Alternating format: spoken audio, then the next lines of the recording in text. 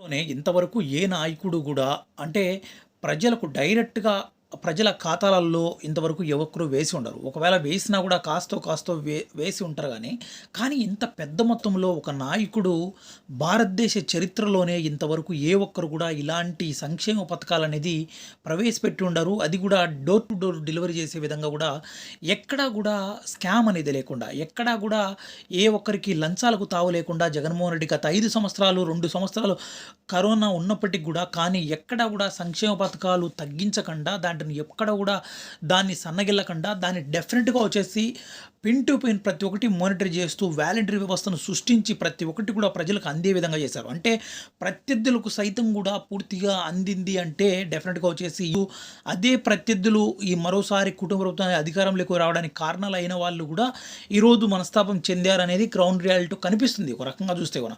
డెఫినిట్‌గా వచ్చేసి ప్రభుత్వం అనేది ఎవరిదైనా గూడా శాశ్వతం అనేది కాదు. ఒకరోజు వీళ్ళు ఉండొచ్చు, రేపు వాళ్ళు ఉండొచ్చు, సహజంగానే ఉండొచ్చు. కానీ మాట అనేది ఒకసారి ఎవరైనా ఒక మాట ఇచ్చినట్టయితే కూడా వైఎస్ఆర్ కుటుంబానికి ఒక మాట అనేది ఉంది. అంటే కుటుంబం ఏదైనా ఇస్తే కూడా అది చచ్చేంత వరకు మర్చిపోరు. డెఫినిట్‌గా వచ్చేసి అది పూర్తి చేస్తారు తప్పకుండా అనేది ఒక బ్రాండ్ అనేది ఉంది. సో, కాబట్టి అలాంటి బ్రాండ్‌ను పక్కన పెట్టి కూటమి ప్రభుత్వం అధికారంలోకి వస్తే ఇంకాస్త డబల్‌గా వస్తది గదా! అని ఆశించిన వ్యక్తులందరూ గూడా డెఫినిట్‌గా గూడా కూటమికి ఇంత భారీ మెజారిటీని చేకూర్చారు. ఆ తర్వాత సంవత్సరం కాకముందే ఒకసారి మన ఆంధ్రప్రదేశ్‌లో చూస్తే గనుక తీవ్ర ఆందోళన కలిగిస్తున్న దృశ్యాలే కనిపిస్తున్నాయి. ఒక రకంగా సంక్షేమ పథకాలనేది ఎప్పుడూ లేకపోతే ఎలాంటి సమస్య ఉండేది కాదు.